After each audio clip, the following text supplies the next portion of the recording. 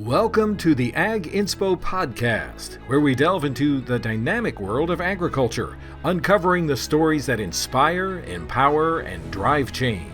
Join hosts Rena Striegel and Rabou as they explore the journeys of farmers, entrepreneurs, and leaders who are making a difference as they navigate the critical work of transitioning their operation to the next generation. From navigating family dynamics to developing the next generation of ag leaders, we'll bring you the insights and inspiration you need to thrive in today's ever-evolving agricultural landscape. So whether you're a seasoned industry veteran or just starting out, get ready to be inspired, informed, and empowered as we learn from best practices and a few colossal failures on the Ag Inspo podcast. Hey everyone, it's good to see you. I am so excited about our guest today. We are going to be talking to Jenni Brown and Casey Westphalen from NutriQuest Business Solutions. They provide part-time or fractional CFO services to farming operations in a lot of different disciplines. And I'm really excited to have them come on and talk about some of the things that we should be keeping our eye on around financial management, as well as how good financial management supports the succession plan that a farm might have. So I'm super excited to talk to these girls today. I know, Ron, like you have, from starting from 0 acres and building the operation that you have, how important has understanding and continually improving your financial management been to you? It's everything. It's everything. If we don't understand the financial piece behind our businesses, it doesn't matter how good we are at raising cows or pigs or raising crops, that we are bound to fail. And so having that understanding and honestly being able to have an outside perspective of people being able to bring their perspective into our business and help us be able to not only just have a better understanding of how those numbers apply to us today, but how we can use those numbers as we build into the future. That's the future of production agriculture in my mind. Yeah, I know even like financial management, some of the things that you've done have been to even look at opportunities that run alongside your farming operation to make sure that you had multiple revenue streams so that when one is kind of slagging or suffering, you've got others that continue to kind of float the boat, so to speak. So how has financial management really allowed you to get into those other things? Because I know you just don't walk around and start businesses willy-nilly, at least, well, some people do, but it's not always the most financially prudent thing to do. So how has that helped you determine where and how to diversify? Well, if you look at, that's really why 95% of small businesses fail within the first 5 years is right. Because that planning piece, that management piece isn't really thoroughly thought through. And for us, diversification was always a very important component of what we did because our ag business did not support what we were doing as we were building it. And so we were really honestly forced to have to look at other resources and other opportunities so that we could create cash flow to either live on or to inject into our business so that we could help that business grow and get it up to a healthy level so that we were able to be more full-time in the farming piece. And so in the future of agriculture and as it stands today, especially in uncertain times, which I'm sure we'll talk about today with Jenni and Casey, that as we move into uncertain times, how do we plan for that? And how do we make sure that our balance sheet is healthy? How do we make sure that our relationship piece with the other people that we either have employed or other family members, whatever it might be in our business, that all of that is healthy moving into these hard times or harder times? And how that all fits together to help us keep a healthy business moving into the future is it's always been important to us, and it's going to be even more important as we face what we have coming at us this year and in subsequent years. Yeah, for sure. Well, I'm super excited to get this conversation started. So let's bring Jenni and Casey in and we'll let them take over the show and see what they've got to tell us today. Okay, Jenni and Casey, it is so great to have you on the podcast. I've been looking forward to this conversation ever since we had breakfast a few weeks ago, because you all have been really near and dear partners of mine and working with farms in succession. So I'm excited to pick your brain and maybe give our listeners a little bit of insight into what a part-time CFO can do for your operation, as well as maybe some tips that we can give our listeners about what they should be thinking about in the second half of this year going into 25 that is going to help maybe eliminate some of the panic that some of our producers are starting to feel, and maybe give them a little bit more empowerment about how they can get on top of their financial picture, their cash flow picture, and ride through this with a little less stress. So, Jenni and Casey, why don't you give a little introduction about who you are and a little bit about NutriQuest before we dig into the fun stuff? You bet. I'll start. I'm Casey Westphalen. I am the managing director of NutriQuest Business Solutions. Jenni and I are business partners in this entity, with NutriQuest, our parent company, being the third partner. NutriQuest Business Solutions is a team of financial experts providing fractional executive services to livestock and row crop operations. That's a mouthful. And so I've been with NutriQuest for about 15 years, with the exception of a 2-year period where I'd like to say I went to the dark side and worked in production.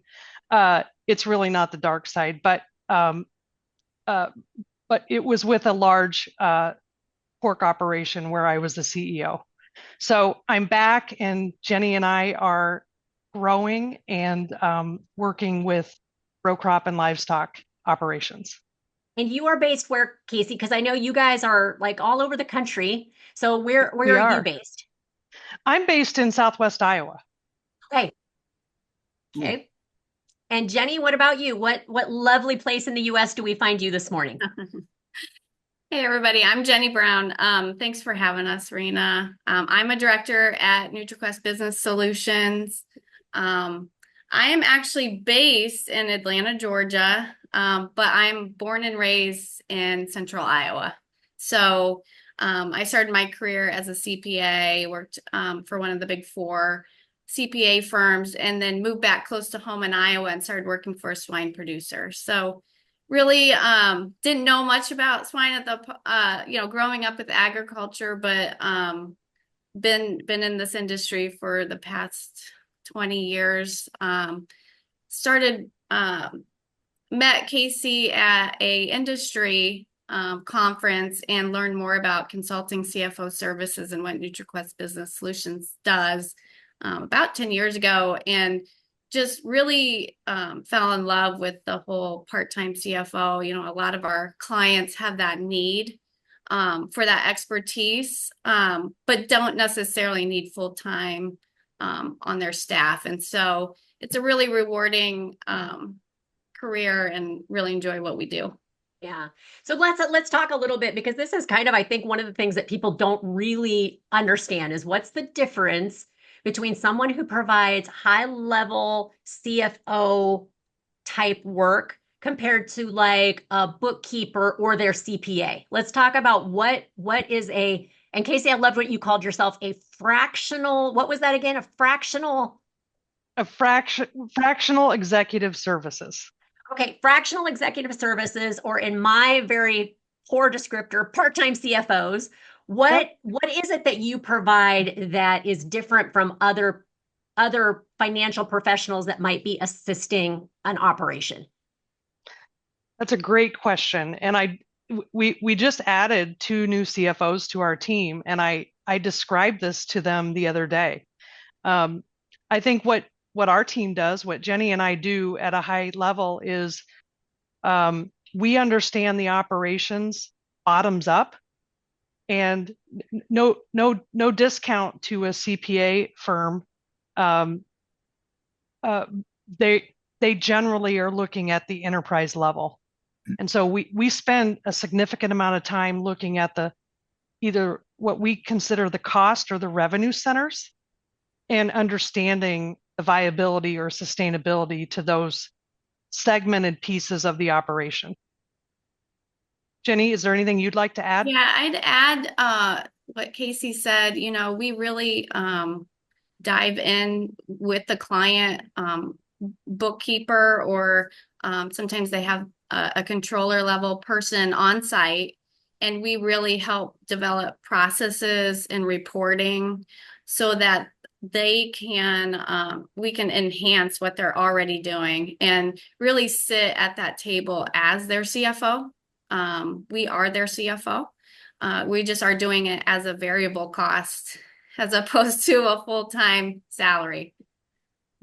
I will say one of the things that I've really experienced as I've worked on multiple farms with you and your company is that I always feel like you guys really stand in the gap. You stand in the gap between the farmer and their CPA, between the farmer and their banker. You sit on the collaborative team when we're going through succession planning and really sit and are able to vocalize understanding about a financial picture in a way that the farmer may feel a little uncomfortable talking about their operation. So I've found in multiple ways you're such a valuable addition in navigating and negotiating some of the more complicated financial discussions, and you really can advocate for the farmer in the way that the farmer is just not able to advocate for themselves.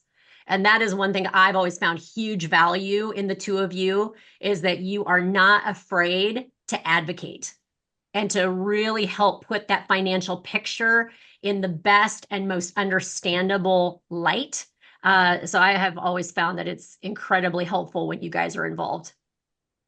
Thank you. I think the bridge between the producer or farmer and the professionals on their team is I'm proud that we're able to do that. We can talk the language of an attorney, a tax CPA, and others, and then we can turn to the producer or the farmer and understand and speak their language. And so we all have the same goal, everybody on the team, but essentially what we do is bridge that gap.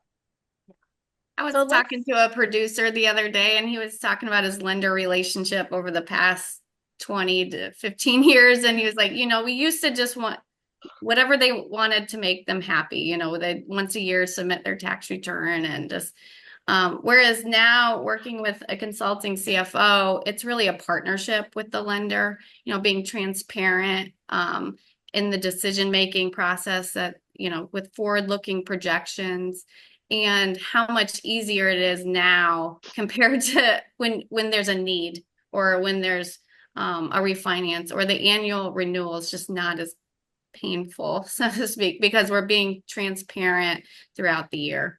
Yeah. Yeah. I've seen that multiple times. Yeah. Yeah. Lenders are requiring a higher level from the producer and the farmer.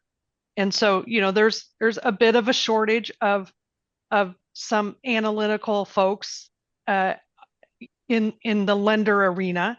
And what they've done is push that back to the producer or farmer to come in with a higher level of financial reporting and also forward planning, as Jenni described. Yeah.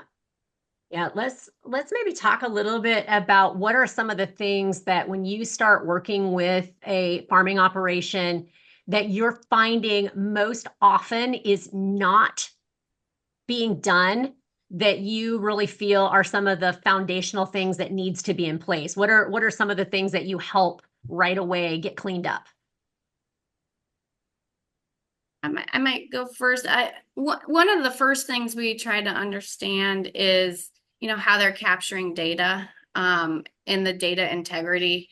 If, a lot of the producers are doing a pretty good job, but we might help identify if there's any gaps in gathering production data, and the drivers of their revenue and costs, and also their financial data. They might have several different divisions or departments, but they're not segregating their costs to be able to identify what their cost of production is to benchmark or see if they're competitive in that arena. And so that's probably one of the first things amongst others that we'll look at. It's even if we want to get granular, it could even be assisting a producer or a farmer to manage their daily cash more closely.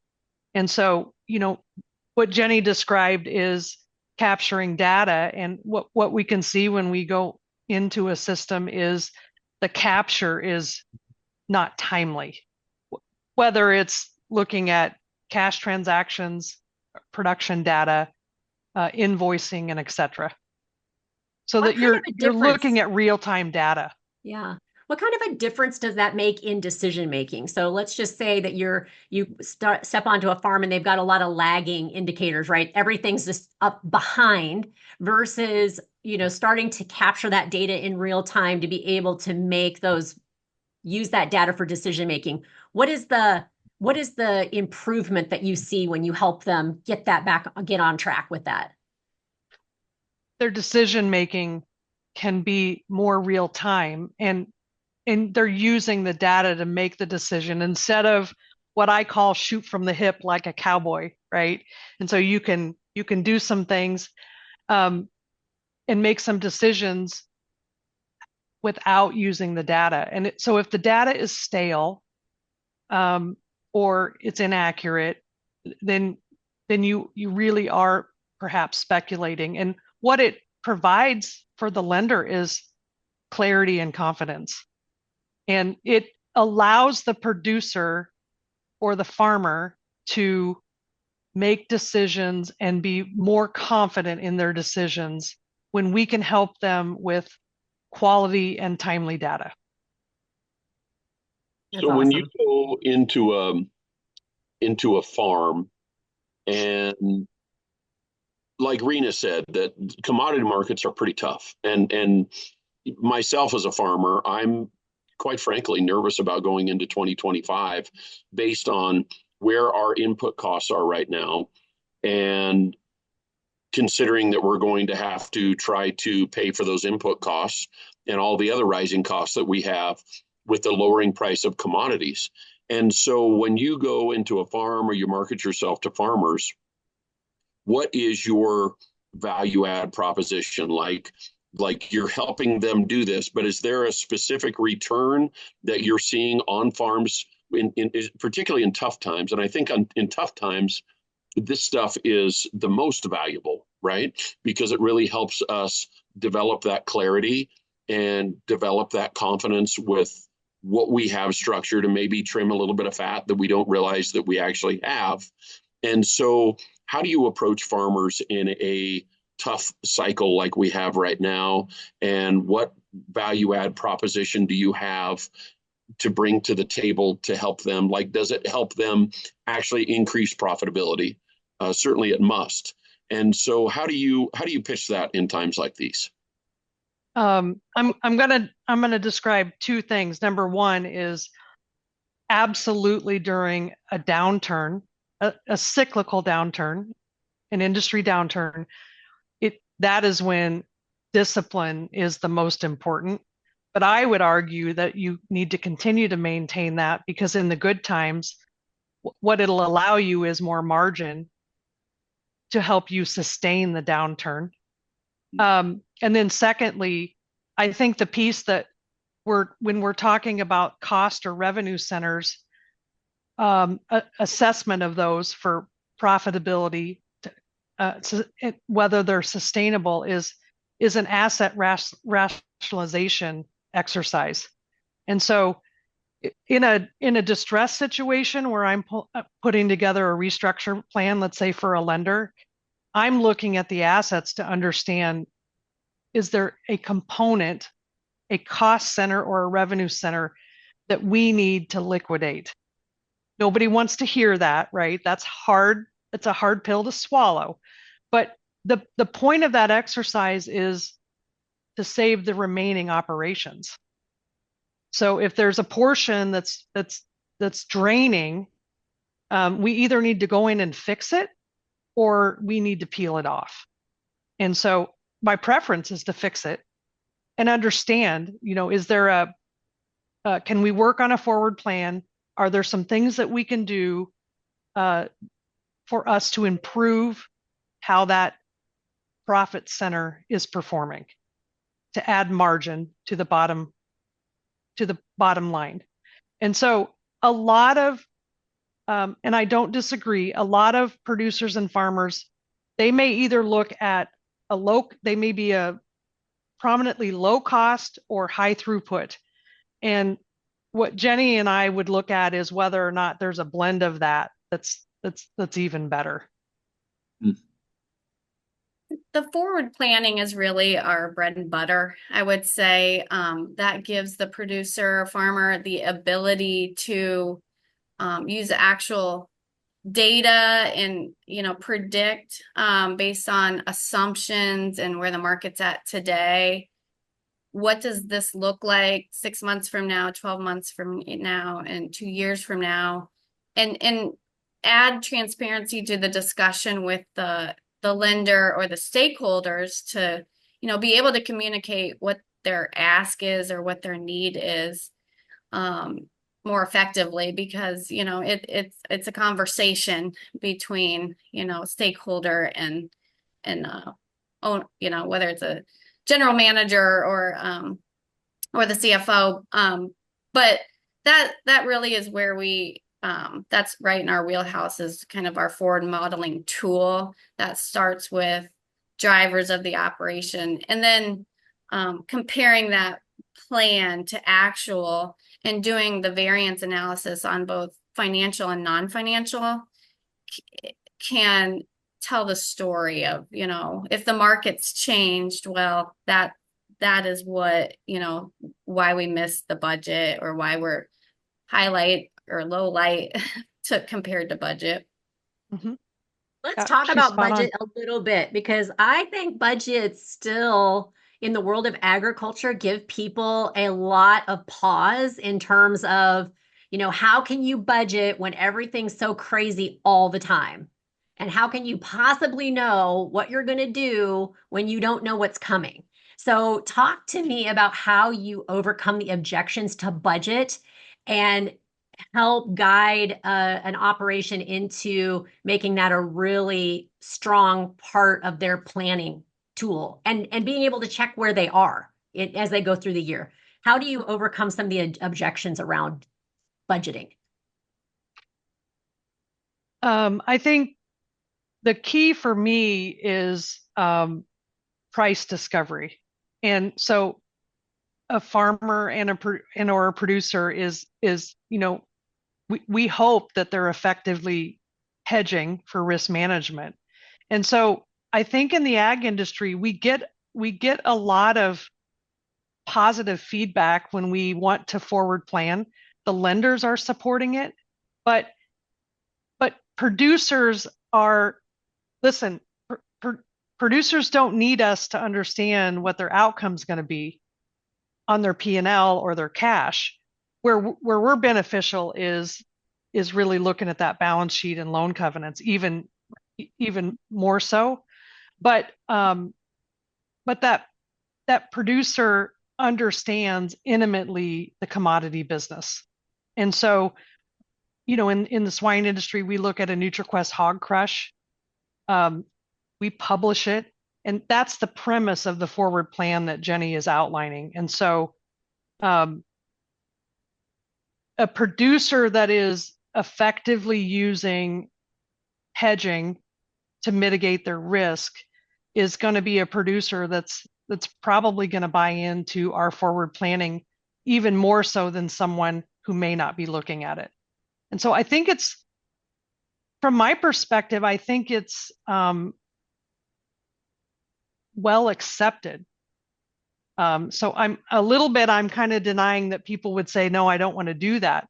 But I do think what we do is a little deeper in that we are looking at P&L and cash, but we are also very granularly looking at a forward plan, including the balance sheet, loan covenants, and a borrowing base. And I think that's a niche for us. I think that's what we do well, and we're proud of it. Jenni, do you have additional thoughts on this topic?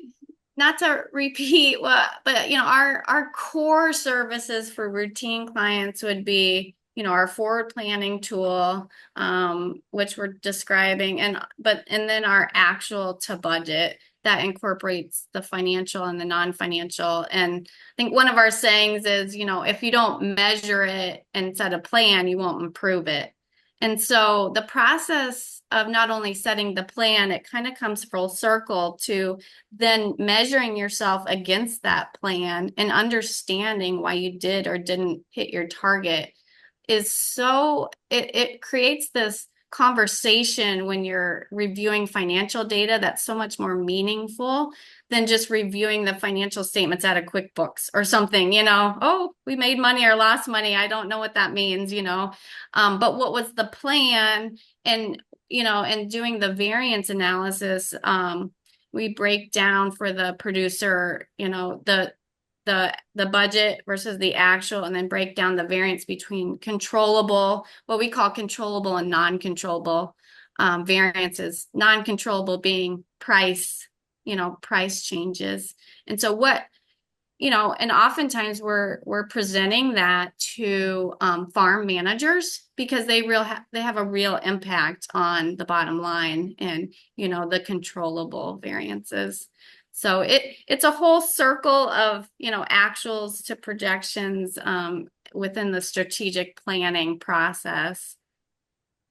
Tell me about, I want to kind of take this into the world of succession planning and tell me how you've seen, coming onto a farm, helping them get some of these processes in place and some of these disciplines, how that supports the process of succession planning. I think what it supports is the mentoring piece. So you've got, several generations, and the generation coming. What it'll outline is and help us is coaching and mentoring the next generation, especially on the financial side. They're likely to come in with strong production background, and so often I look at, let's say, a general manager or a president role. And in the swine industry, I call it the 3 pillars of leadership, which would be pigs, people, and finance. And when you look at the generation that's leading today, I think they have a great knowledge of all 3 of those pillars. And the next generation may be less confident in some areas, especially the finance piece. And I think what it does is offers an ability to coach and mentor. And what Jenni described in the budget process, and then comparing the actual performance to plan, we don't do that in a vacuum. We do that with the client, and we do it with the person that's leading and those that are planning to lead in the future. And so, we're helping. That's our goal, is to help the next generation. I think secondly, and then I'll let Jenni pitch in, but I think it can give some confidence to what the future will look like for that next generation. They can see the path to success with the forward planning file and understand that if I meet these production targets, there is some risk to price. We can't control a commodity business, but that this is the outcome. And what Jenni hasn't described yet is a continual update of that forward planning file to use as a management tool. And that can give additional confidence to the next generation, because we would model business decisions before we execute on them. And then, as Jenni outlined, we'd measure the actual performance to the plan that we modeled. And so if somebody comes to us and says, we want to do something different and we want to pull the trigger in October, we're going to model it. We're going to make a decision. We're going to run that by the lender. And then when they execute, we're going to measure their performance to the original plan. Jenni, Yeah, how about you? I agree. I think the added transparency for the next generation, I agree that a lot have been in production since they were kids, probably, helping out in the barns, but maybe hadn't been privy to the financial information until maybe recently. And so just the added transparency and being able to communicate, effectively, timely, and accurately, the financial performance of the company is what's really the generation is asking for, trying to understand. And then, on the balance sheet, just what is the financial health of the company? Are we healthy? Are we a little lean because we've been growing? Just the transparency there. We've been, they're asking for all that information. And just some of the other tools that we provide are just, helping them become introduced to the financial management of the company, where that's probably one of the last steps, of transition planning. Yeah. Talk about how you introduce those things, because I think that transition of financial management, I think, is one of the hardest things for like a Gen 1 to allow Gen 2 to have both access and control over financial management. So tell me how you set up a structure to allow that to happen. Because I love what you said, Casey. We create clarity, certainty, and confidence, right? I love that clarity and certainty will create confidence. So talk a little bit about how you set up that model to where we can start to transition and allow next gen farmers to have the right level of access in order to build confidence from G1 that G2 is ready to take over the operation from a financial management standpoint. Some of the things that I've done historically, I'll list a few and then I'll let Jenni add hers in. But even beginning at lower levels and having generation 2 research. Oh, okay, so we're gonna add an asset to the company. You go validate. Bring to us what's it going to cost. What do you think the risks are? And so have them do that return on investment assessment. They're not going to do it perfectly, but then be open to some feedback. And then I think the second thing is to start introducing and having the generation 2 participate in the monthly finance team meetings, where we talk about changes to the business operation, what things are going well, really highlights and lowlights, looking at the actual versus the plan. And then I think the last thing is eventually then you have them start participating in components of updating the forward plan for the next year's, with next year's targets, and starting to participate and take ownership in the outcome. Yeah, I agree. Early including them on, the portion of the financial statement review that they have direct ownership of or direct control. A lot of times just that cost center or profit center P&L, individual P&L. And it's really cool when they start participating in the forward planning process, setting what are we going to spend next year on various components. Maybe they can spend more time on labor. How many full-time equivalents do we need? Are we doing raises this year? You know, that piece, because when they are totally bought in or aligned with the forward plan, and then we start comparing actual to the plan, they have complete alignment with that whole process and start to feel empowered, you know, that they can make a difference. Love that. I know, Ron, you just kind of went through this, an exercise similar to this with Spencer over an opportunity to purchase a farm. How did you see Spencer like grasp that opportunity to do some of that analysis and kind of come back to you and talk to you about what he wanted to do? Yeah, so Spencer is my middle son, and he just graduated from high school, and he's always had a very strong interest in our farm.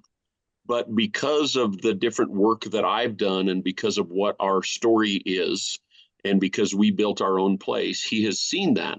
And he doesn't want to just integrate himself or have me integrate him directly into the operation to take over.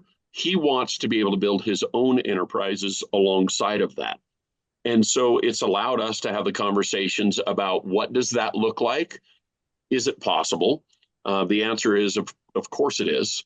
But with the rising costs of land, what does that actually look like for him as a new producer? You know, he would be basically a generation one producer starting his own enterprise. And how does that work with the farm and the different assets that we have there? How can he utilize those? And also having an understanding of what else is out there in the marketplace to offer to new and beginning farmers. And there are a lot of programs and availabilities and resources that he can go to. And so it's been a great opportunity for him and really for us to be able to say, okay, is this possible for you to own your own place? What does it look like? You don't have to have all the brand new equipment to begin with. You might have to just rent some things. And, you know, I think that we have a generation now that a lot of times they see all of these things that have been created over maybe previous generations, and now they want it all. But it's allowed Spencer to be able to really say, look, I can't afford to do that. So that exercise, I think, is very, very important. It has been to him. And it's allowed him to say, to really have a better understanding about the value of our business and our balance sheet to be able to go buy land. And then for him to be able to eventually buy that through a new and beginning farmer program, but also understanding what it's like to set up his own LLC. I even told him, I said, well, I'll just email our attorney and have her put everything together. And he said, no. Like, I want to do it. How am I supposed to know how to do this if you just do it for me? And I thought, okay, I need to take a step back. And I just provided him the contact information, and he's taking that from there. But I'm able to guide him through that process without really completely immersing myself in it and telling him what to do along every step of the way. But we have the cushion of the farm being able to say, okay, we can help you build your own enterprise. And that, I think it's something that maybe we as producers don't always do because we're so busy working in our operation that we don't really have time to work on our operation. And we have these conversations that you're talking about, because what I'm hearing you through what both of you, Jenni and Casey, are saying is that really communication is massively important. And the willingness to sit down and to have an open mind and to look at things for what they are. That sometimes we do have assets that aren't producing. And even though our egos tell us we need to hang on to that sometimes the best decision is to say, let's let go of it so we can make the rest of the business more healthy and we can grasp opportunities like what Spencer's going to be able to do. And I think having an outside source being able to tell us as farmers and providing that perspective to us that this is a good path to take is only going to make us better as farmers. It's only going to make us better as business people. and will help that next generation be able to come on and probably make that transition piece even stronger as a result of it. Yeah, so I have historically worked on, throughout my career here at Business Solutions, I have worked on a significant number of restructure, and so has Jenni. And we've coined the term new worst case scenario. But I think part of what we do for the next generation, we want to add clarity, and in order to do that, what we may need to do is stress the plan. We need for the next generation to see, what's the more optimistic plan, what's the base case, and then what are the new worst case scenarios that could happen, and we will stress a plan with throughput and price. Those seem to be the ones that we can stress a plan with the easiest. And then you have some things that come up like COVID. I don't know how I could have ever planned for that, but with an understanding of what's my break even, what's my cash break even, what does this financing look like? Will it support $4 corn versus $7 corn? And those are things that I think it's really important that the younger, whether we're calling them G1 or G2, we need to give them those tools in their toolbox so that they're successful with their plan. Well, so that they have an understanding much beyond, and you've already mentioned it, but so they have an understanding beyond production. Yes. When we grow up on farms and we're immersed in it, we're pretty good at the actual production side of things. But it's the other side, I think, that in the changes that we're beginning to see, and really have seen, but beginning to see more of, especially going into the future, that this business component, this transition component, this understanding of what numbers actually mean and why they're valuable, and really having a clear and concise understanding of how those numbers apply to our businesses and how they can actually help us move into the future, regardless of how good of actual farmers, quote unquote, we are. And to me, that is something that as we move into future generations as agriculturalists, that's going to become more important all the time. That, like you said, we can't control where the commodities are, but the old saying that I've always said in agriculture is we're in a business that we buy everything for retail and sell everything for wholesale and try to make a profit in between. And so that's getting tighter all the time. And that component of the financial management is going to be at the forefront, in my mind, of how we continue to stay in business and be prosperous into the future. Yeah, I mean, and we haven't really talked, the first generation wants to hand the second generation a sustainable business that has good processes in place. They want that for their kids.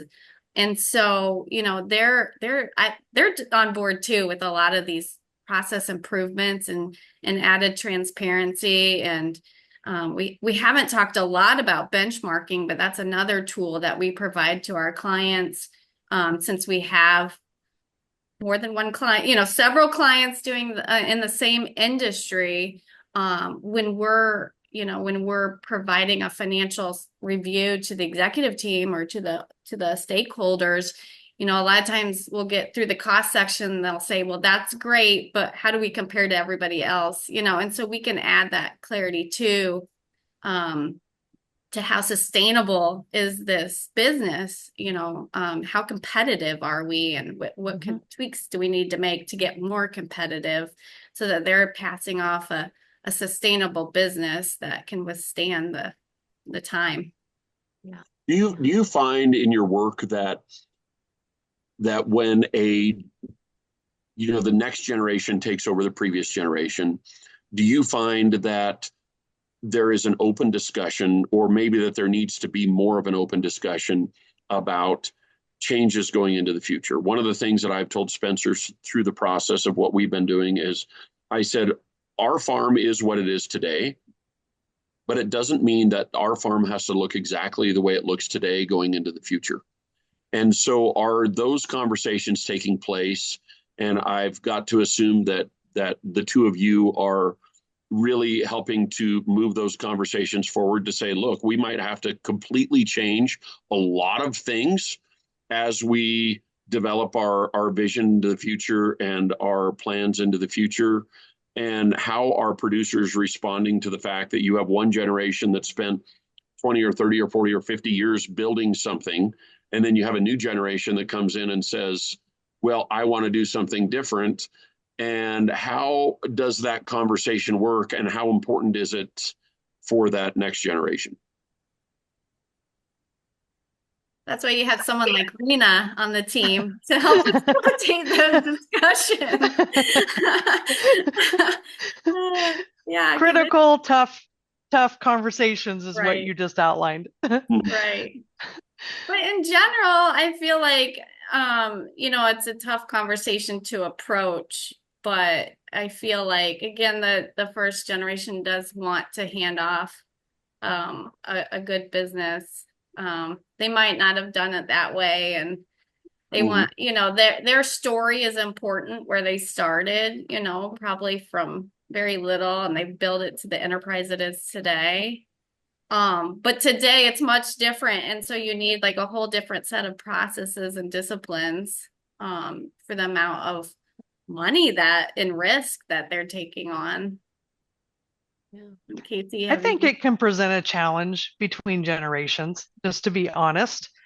You can have a generation one that's firm and stoic, and this is how I got here. And so that can be a challenge for the generation two to come in and seek some changes. I think Rena's probably could speak to this better than me, but I think that could be a challenging dynamic. You could get, as Jenni described, openness and willingness, or the generation one could maybe want to stamp that down a little bit. And so I think it's important to give the generation two a voice and understand the transition period, and what that looks like. Because at the end of the day, they do have to walk arm in arm through this transition period between generation one and generation two. There may not be a flip of a switch, between old and new way. And so I think that's challenging. And what we would do is somewhat of the non-emotional, unbiased piece, and we'd say, well, let's model it. But then we'd have to have the trust come from both generations that the output is feasible.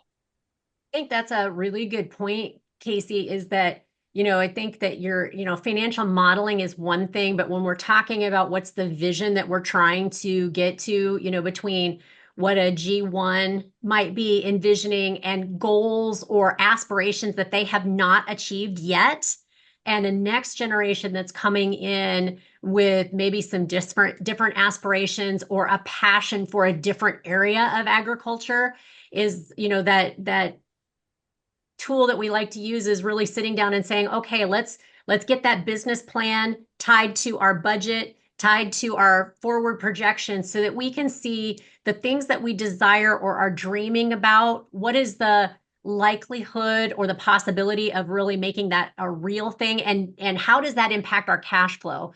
If we're a cattle producer and we've got row crop, and next gen says, I cannot wait to get rid of those cattle, and we pull cattle out of a financial forecast, how does that change what we're doing? And I think that can really help to bridge the gap between what I desire versus how does this impact our sustainability and our profitability. Right. So I love marrying the business plan or strategic plan to the other financial things we're doing, because I think that can be a tool to bridge the gap between maybe a slight disagreement about what the future should look like.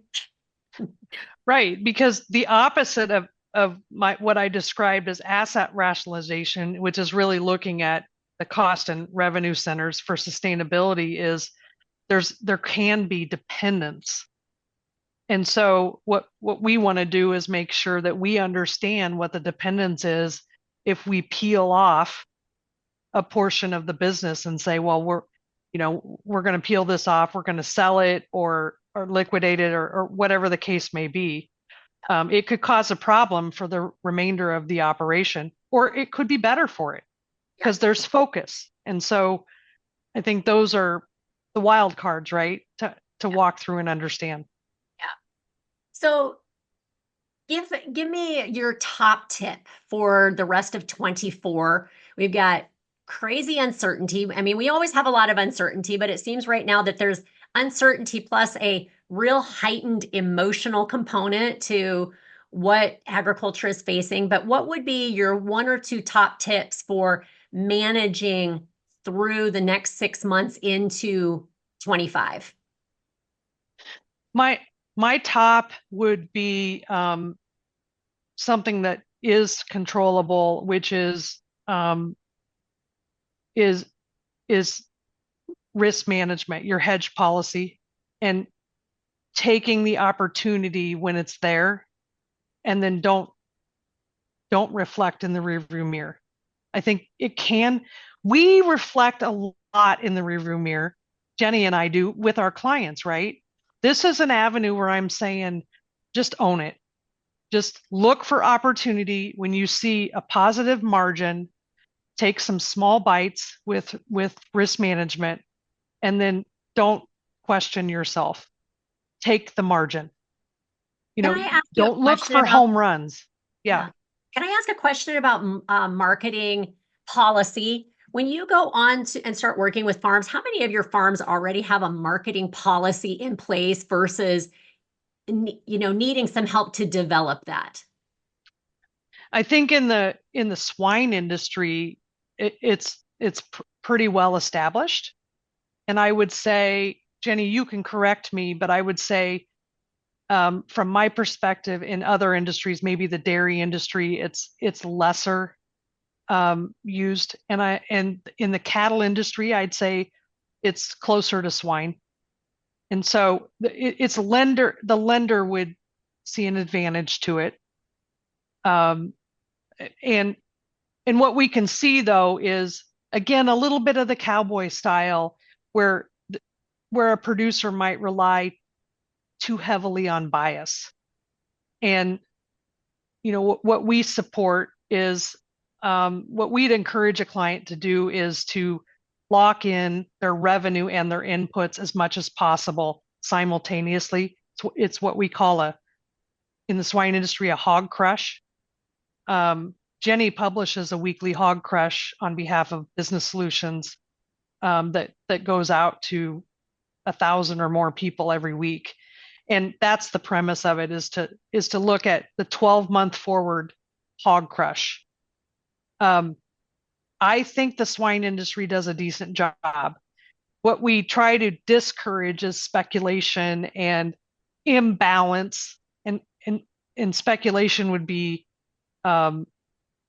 protection outside of, or in too much, or moving to something like gold or silver and trying to have that relatable to hogs.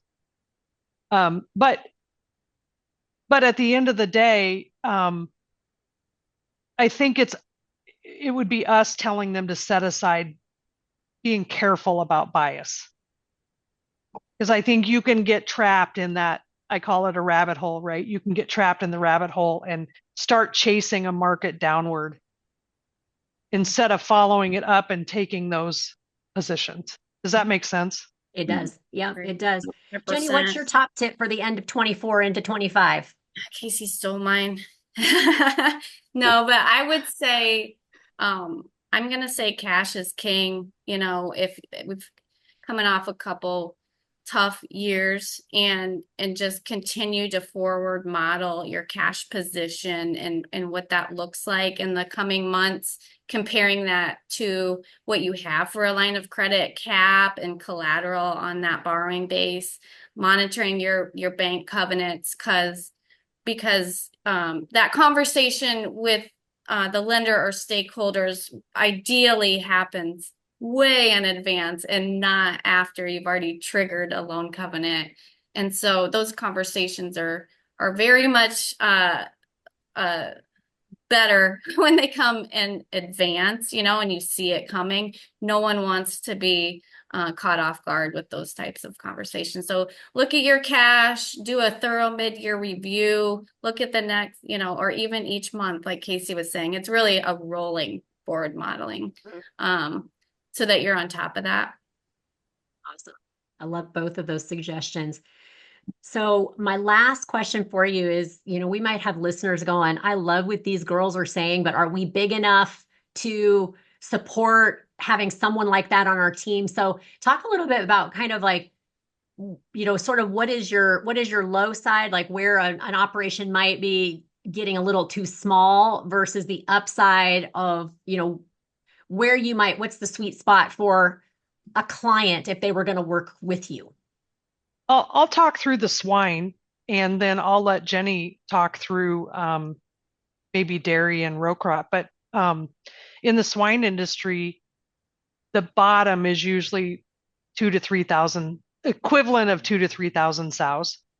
And what we see is we generally aren't servicing the swine producer that's over 20,000 sows, because they have a committed CFO sitting in a chair, on behalf of the company. So it's between 3,000 and 20,000 sows is generally where we service the best. The smaller producer, it is harder, someone under 2,000 head of sows, it's harder to spread our fee. And we do require a minimal amount of staff, what we call back office staff. And so at times we're challenged with producers that are too small, not having maybe the wherewithal to provide us with the timeliness and the quality that we're looking for. Okay. Jenni? Yeah, I agree. In dairy, it's around, 1,000 head milking herd, maybe around 15 million of revenues. And like Casey said, definitely have the back office support. We're all remote CFOs, and so we really rely on the bookkeeper to be able to post timely cash transactions, or we can't utilize our tools very effectively and they're not very useful. And so that is required. If there's not good data today, in terms of production data capture or financial, we can always work with their staff to get those processes in place. But they have to be fully aligned in that goal that is the goal, to be able to use the tools that we have. Okay, great. All right. This has been an awesome conversation, but I feel like it's time for trivia. Oh, brother. All right, here we go. Okay. Come on, Ron. All right. So I have a somewhat financial question. So for those of you who are just listening, this is our trivia portion where we ask trivia and we can see if the guests win over Ron. So it's the guests against Ron. So Jenni and Casey versus Ron Rabou. Okay, here's my question. Wait, do we have a buzzer? What do we I have to know the rules. Ron has had trouble even coming up with answers, so we don't really feel like there's ever a breakneck speed answer, and so we usually just have dead silence while everybody thinks. But I mean, you can make a buzzer noise if you want to. I think that would be really fun. Okay, so here's my trivia question: what year did LLCs become available? Oh my gosh! Can I Google it? Without Googling it. No. That's I not think fair. so, That's okay. Google it. Cheater. Huh. I'm going to guess. I know it is before early 1990s because I used to work in a law firm. And so I'm gonna give you a general. I'm gonna say it was in the 80s. Okay. Any other guesses? See, I would agree with that actually, because I remember growing up on our family ranch when it went from a partnership to an LLC, and I'm pretty sure that happened in the 80s. So I'm going to say probably 86. Okay. I'll just guess 93. All right. The actual year was 1977. Wow. Okay. Now- So I win then because I'm closest to 1977. No, you do not, because this set of questions is actually set up to make you look quite foolish. So, would anybody like to take a guess at what state passed the first LLC statute? Delaware. I am pretty darn sure actually that it was my home state, which is Wyoming. Okay. New York. All right. So I figured Ron would not know this, but he is correct. Wyoming was the first state. Yes! Yay! I win! You're welcome. I would never have guessed Wyoming. Uh-uh. Not in a million years. That's cool. Well, I'll be expecting my swag to show up first class mail. Yeah. And so I know that will be mailed out with great care, with, winning, written all It over it. will. So It will. Yeah. winner No, of I trivia. think, Ron, you and I are going to run a tab with each other. Since the last show you owed me, now maybe I owe you a half of something. So we'll just keep a tab. All right. Well, if that's the case, then we're even, right? Essentially. No. You only got half of the questions correct.